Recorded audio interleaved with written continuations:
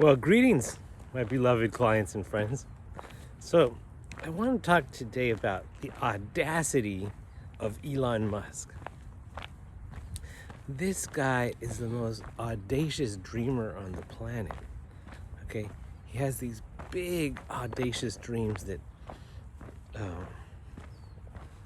he's not thinking about small problems. He's thinking about the biggest problems of humanity. And he's like, well, how can I solve them?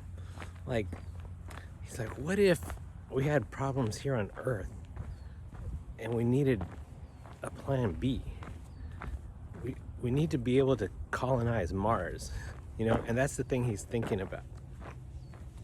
And he's one of the richest, if not the richest guy in the world. But he gets a lot more credit for the things that he's trying to accomplish versus things that he's already accomplished.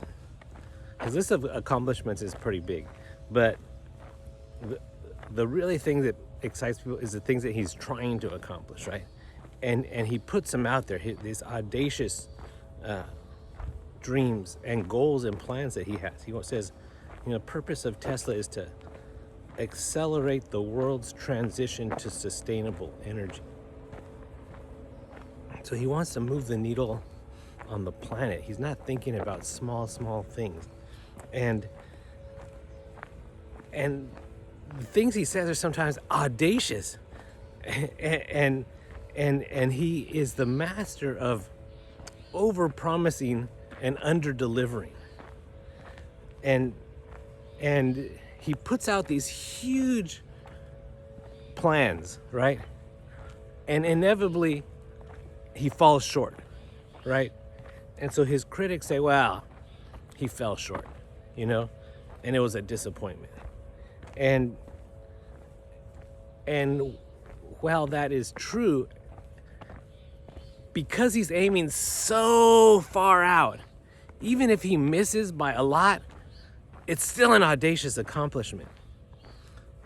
Okay, and so I've had to learn to listen to what he says and take it, like they say, with a grain of salt, and but even if you do take it with a grain of salt and you pencil it out, you're like, it's still really good, even if he misses, because he's shooting so far out there. And so let me give you an example. Let's say I went to an Elon Musk conference with two of my analysts, and one was a believer and one was a skeptic. So I sat in the middle between this believer and this skeptic. And Elon Musk, he gets out there and starts talking about all these audacious things that he's gonna do. And he's gonna, full self-driving and autonomy and, electric vehicles are taking over, and solar capture and colonization of space. And this believer's like, wow, this guy's incredible. Do you hear all the things he's gonna do? And he supports it with facts and charts and data. And he's like, man, this is amazing what he's gonna do. And he's this totally bought-in believer. And I look at him like, just discount everything he says by like 75%. And he's like, no, but look at all the facts and the data. He's got the best scientists working with him. He has the money to do it, and look at the gigafactories that he has. I said, yeah, just discount everything he says by 75%. He's like, really? I'm like, yeah. And he gets all disappointed, and I say, now pencil that out and run the numbers on that and tell me what it looks like. I say, I didn't tell you that to discourage you. I told you that to think a little bit. And he goes, wait, what? I said, pencil it out. Even if 75% of what he says doesn't come true, pencil it out. What does it look like? Tell me. And so he's an analyst, and he pulls out his notepad and he starts writing down some numbers. Like, wait a minute, that's huge. I go, that's what I'm saying. Even if he misses by by a mile, it's still huge, okay? And so then the skeptic's sitting on the other side of me, and he's just shaking his head at all these preposterous, audacious claims that Elon Musk is making, right? And he's like, I don't believe half of what he's saying. And I tell him, I don't either. And he looks at me shocked, because he's like, wait a minute, I thought you're invested with this guy. I go, yeah, but I don't believe half of what he's saying. And I said, I believe about a fourth of what he's saying. He goes, yeah, that's about right. I go, now pencil that out, I tell the skeptic. He's like, wait, what? Yeah, don't believe about 75% of what he says, but pencil it out. And I go, do it. And so he's an analyst too, and he pulls out his pad and he's like, wait a minute. Even if he misses by 75% of all these outrageous promises they're gonna make, it's still phenomenal. And that's the way I've had to learn to listen to Elon Musk. And like, for example, he's been saying that he's like, I think this year we're gonna do full self-driving, right? So in Elon Musk's 4X goggles, it looks like it's only a year away, and it's probably 4 or whatever, right? But even if it is, it's still outrageously huge. Okay, and the other one that's supposed to be coming out soon, and I have 2 of them on order, is the Cybertruck. And he hyped this thing up. It's bulletproof, and you could drive it on water. And Elon Musk would say, he didn't say this, but I'm just using hype. He's like, I don't know if I could drive it to China, but I could probably drive it to Catalina. That's what Elon Musk would say. Like, come on, dude, you can't drive it to China or Catalina. Because he thinks it drives on water and it does all these outrageous, amazing things. And it's supposed to come out really soon. He promised this thing in 2019. It's when he announced it. And so we're 4 years in, and it still hasn't come. But it's supposed to be coming really soon. And I'm telling you, it's probably going to disappoint. Why? Because of the nature of his audacity, that the things that he promises that he under delivers on. But even if it disappoints from the outrageous claims that he made, it's still going to be amazing, and that's the thing you have to keep in perspective. Elon Musk is like if Thomas Edison and P.T. Barnum had a child.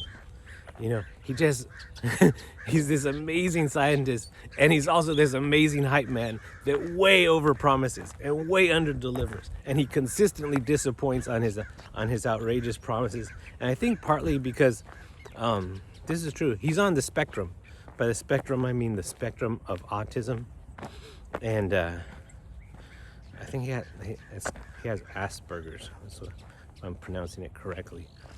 And because of that, and because he's intelligent, and because he focuses very good, and he has not much of a filter, so what he sees in his head, it comes out of his mouth, and when that dream turns into reality, sometimes the law of physics tempers it a little bit, but he only says what he sees. Kind of like if you ever gone to a movie, and because someone told you, oh man, this movie's great, and they told you all about this movie and how it's amazing, and you go with this ridiculously high expectation because of how hyped up this movie was, and then you go see it and you're like, it was all right, because maybe it was just overhyped, but it was actually very good, but it was still overhyped, versus I remember one time my friend told me this movie called The Sixth Sense, and he said, you got to go see it. I go, why? So that's all I'm going to say, just go see it. Right? He was dying to hype it up, but he didn't. He held back because he didn't want to ruin it for me, And I appreciate him because I went and I was like, oh my God, I went curious, but I didn't go in with a lot of expectation. And so it exceeded my expectation, right? And Elon Musk doesn't do that. He goes in and he overhypes everything, and it comes in short. The opposite of what, say, Bill Gates did. Bill Gates, the founder of Microsoft, for a long time, he was the richest guy in the world. And he had this amazing knack for about 15 years when he was running Microsoft, from about 85 to 2000 roughly. For about 15 years, Microsoft was just changing the world, and it was coming out with these amazing products, and it was just blowing up, and the stock was doing great. And every quarter, when they would announce their earnings, they just blew it out of the water. Just amazingly, amazing performance of this company. And he'd get out there and he'd announce the numbers, and they'd just be amazing. And he'd say, but I don't think this is sustainable. And I think we have a lot of headwinds coming, and we're having a lot of challenges internationally. And he'd just downplay it. And he would just bring expectations way down. And then next quarter he'd blow it out again. And he'd do the exact same thing. Downplay it like this. It's not going to happen again next quarter. And the next quarter he'd do it. I mean, quarter after quarter, he fooled Wall Street into believing that the party was imminently over when it still had a long way to go. Right? And they bought into it because here's the smartest guy in the world, and he's telling me to downplay it. And if I go against it and he's right, I'm going to look stupid, right? So I get suckered every single quarter into believing that, Microsoft isn't as great as it actually is. And so Microsoft would rise up, and then he'd reality set and bring it down, and then it would perform again, and then he'd reality set and bring it down. So that was the nature of Microsoft, right? Or expectation set. I mean, it just kept going up and up, but like in a W pattern, from performance to expectation set, And he'd keep bringing it. He'd always be trying to bring it down, and it kept going up. Elon Musk does the exact opposite. He hypes it up, and he gets some believers to believe him, and then reality sets in, and it drops. And then he hypes it way up, and then reality sets in, and it drops. And you have these big disappointing drops, and these big, the reality is much, it's disappointing compared to what his promises were. But if you step back and you look, even with that, all those series of disappointments quarter after quarter, it still has a phenomenal trajectory. It's the exact opposite of Bill Gates. They both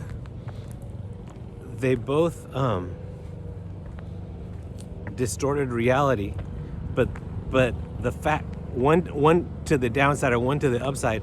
But even with those short-term distortions, the long-term trajectory of their project or their company was up and to the right. And so you gotta think about Elon Musk that way. You can't believe everything he says, and you have to discount it because he's seen things and he's saying them, and he's gonna come up to in your mind you could dream bigger than you could actually put onto 3 dimensions into the physical world. So what I'm trying to say is that Elon Musk is this audacious dreamer that he's going to accomplish amazing things, which are only a fraction of the things that he was dreaming of, but it's still going to be amazing, and it's still going to be a phenomenal performer. And I think it's going to be one of the most valuable companies in the world, and it's well on its way. So just to kind of give you perspective, because you are going to get disappointed, and when you do, just remember, even with the disappointment, what he's doing is still outrageous, and it's still a good investment. It's kind of a hard way to think about it, but hope this video helps. All right, have a great day.